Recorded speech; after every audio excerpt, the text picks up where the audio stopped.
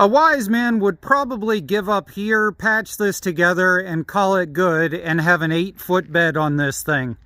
But if I wanted an 8-foot bed, I would just go buy an F250 and call it good, or an F350.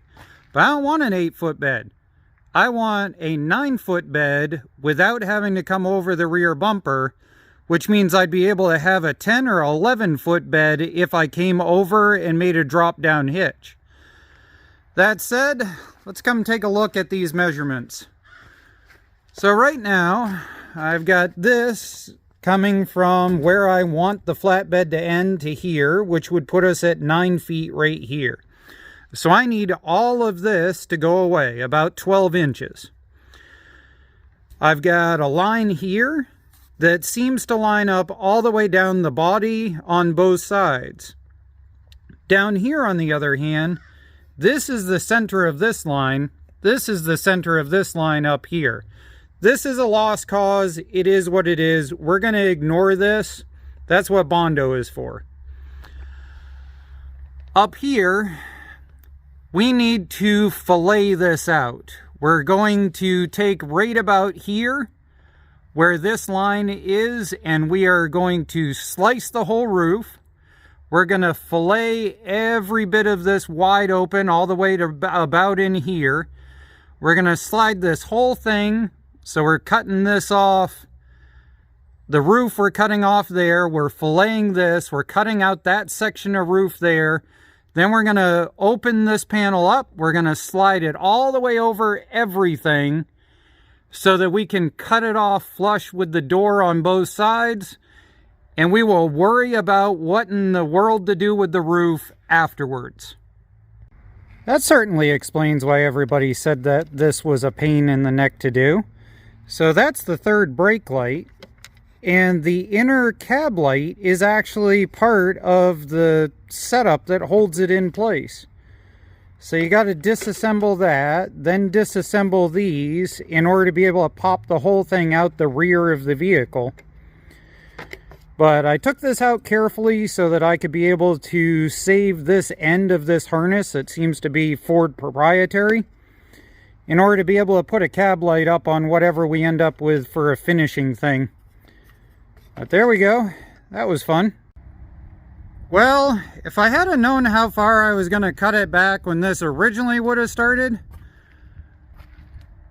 I probably would have cut a lot more off to begin with. But we've got that cut so that we can start that. We've got to cut this gutter straight down through on both sides. Oh, and while I'm here, these are the cutoff discs that I was trying to go and think of the name of a few videos ago. These are Blackhawks. These are what I prefer to run. If you'd like to take a look at these, I'll post a link in the description. They're a little bit thicker than the DeWalt's, and therefore I tend to blow them up a lot less.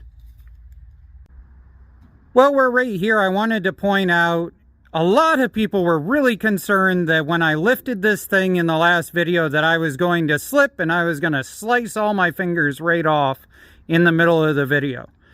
That right there is one of my #1 selling points for why a plasma cutter is worth it on a lot of builds.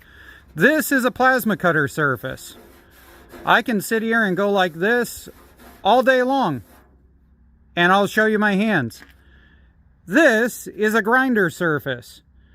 I will not by any means go like this with my hands and show you them, because I would get demonetized for showing blood. Plasma cutter, grinder.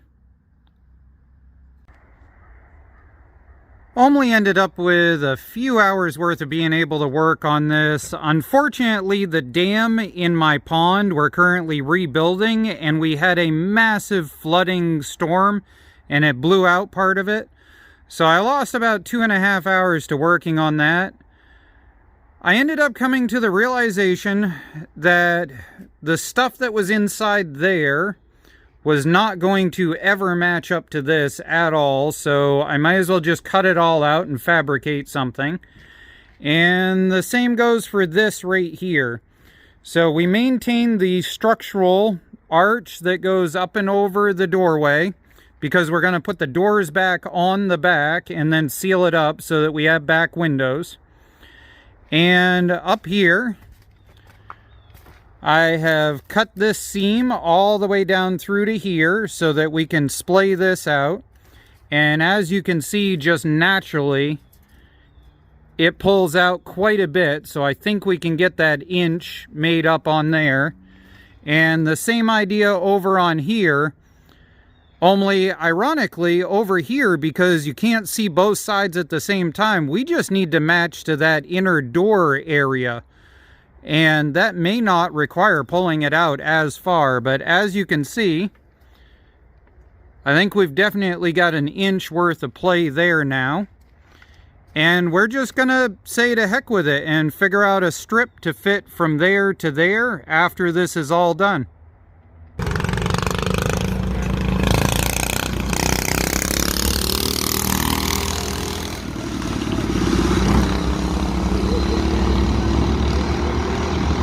Compromising. That's what they call it in couples therapy, where you just kind of have to come to the middle of the road on a couple of things. Well, we're at compromising. We're going to end up right about like this. And the reasoning is because of that cross member. So we cut it in like we showed previously on the video.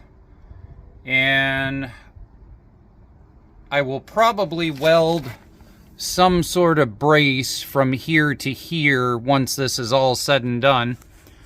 But the other thing I discovered was that these rear cab mounts are squished with age about 1/4 of an inch.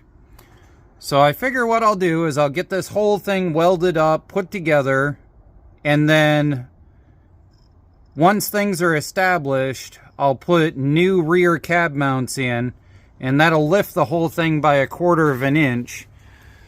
Because right now, to attempt to hit that body line, I've got that literally sitting exactly on the frame. Which it really shouldn't be.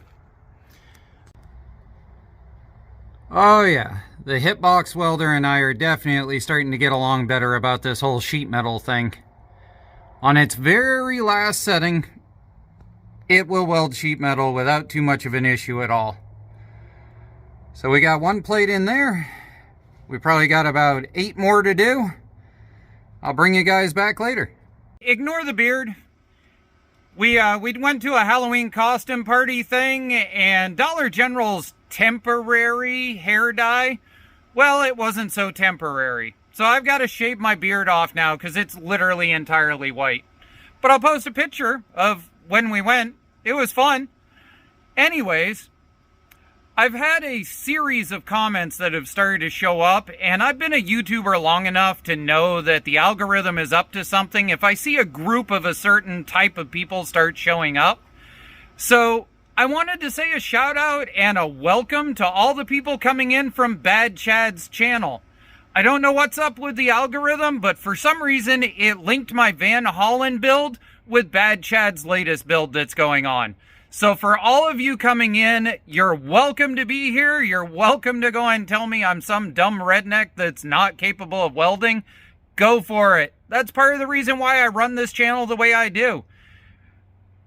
I do body panel work with a flux core welder, a ball peen hammer, a couple of bricks of wood, and a C-clamp. I'm not any Bad Chad. That dude has skills and equipment that I will never ever have. But I'm really glad to have you guys here. Please feel free to throw as many comments as you want at the Van-Haulen build. I read through all of them and respond to the ones that have a few brain cells firing behind them. So to everybody here from Bad Chad's channel, I'm glad to have you. He's one of my favorite YouTubers to watch. So if you guys are coming over here and he's somebody that I like to watch and someday want to be like, then I'm glad to have you guys here because it means I'm doing something right. I've had a lot of people point out that I've been using this $35 helmet when Hitbox actually sent me a nice professional grade helmet in order to be able to use. Here's the reason. I'm outside in the real sunlight in changing conditions, and what I find is a cheap solar only welding helmet for me is a lot more consistent outside than an electric sensor based battery powered one. It's just my own personal preference, but that's the reason why it is I'm using this one, even though Hitbox has provided me with a beautiful, absolutely amazing helmet that I really love. Also, I wanted to show you guys I screwed up. So there's that, there's that, there's that, and there's that. So we got this reinforced like we needed to. That way we can put some side load on it after we put the floor in. Anybody notice that I screwed up, and how? Here's how. What I should have done was I should have notched this so that the plane of this is at the exact same plane as this, so that when I put the floor down, there's no hole and gap here, no hole and gap in here, no hole and gap here, and no hole and gap here. Because I'm going to end up tack welding that in a couple of spot welding. Sorry, I'm going to end up spot welding it in a couple of spots there in order to make it stronger. And I screwed up. Am I going to go back and fix it or put a plate in or something? No, that's what body filler, caulking, whatever thing is for. I'm just going to go through and I'm going to splooge all of these edges when I'm done with this from the underside. But just pointing it out there, I screwed up. I want you to learn from it. If I was to do this again, I would cut the top at both those seams and I would lift it up so it was at the same level and then call it good. One 1970s shelving unit turned floor. Over here, I have left this out on purpose, and the reason being is because at some point, underneath my flatbed on this thing will be like my Ford Ranger, there will be a hidden winch right about here. I would love for that hidden winch to have an independent battery. So I've been trying to figure out where to put a second battery setup in this thing ever since I started. And I discovered that that fits perfectly right there. So I think what we'll do is we'll get all of this done up.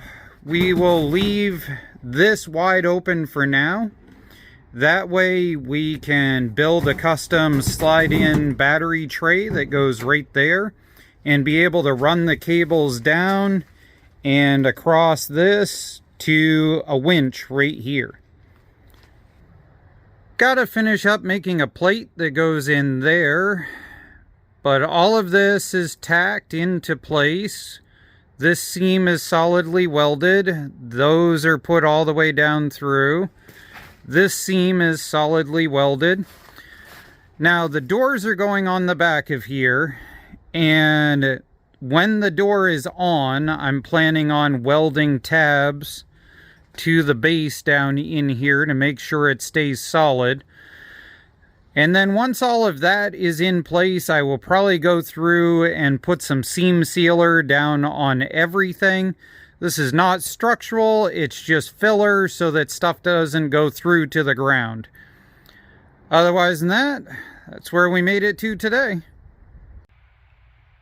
I was realizing that most of you coming in from Bad Chad's channel probably don't know about the little Ranger that I've been using for years here. It's like my 4th or 5th one that I've had this custom flatbed on with the winch hidden underneath and the 1,000-pound crane and everything. So I figured I'd show it in the end of this video. The real reality is it's Maine, and I've got about 4 days of potentially having temperatures high enough that I can be able to go and put some fiberglass Bondo on, seal this thing up, and get it closed up before winter. After that, the 10-day forecast doesn't have a single day in it that is above the temperature of 45 degrees. Translation, I love you guys. I love all the support, but I will be bringing you back for the next video literally just before I spacco some Bondo on this thing in order to get it sealed up. I'm sorry, but every time you fire up the camera, it takes time away from getting the project done, and right now I can't afford that with a 4-day window. So as soon as I have it all seam welded, I will throw a camera up and bring you in. And then I'm going to spacco the snot out of that thing, sand it as fast as I can, and throw on a sealer coat. After that, we'll fix the brakes on it so that I can drive it around, and it'll probably end up on hold until the spring because I've got a lot that I got to do to it that's going to require painting, and most of it I can't do in the temperatures here in Maine during winter, obviously. So, thank you for your support. Thank you for kicking around. Just so you know, it's liable to be about a good solid 5 days to 6 days before you see an update video, but there will be one. Have a good day.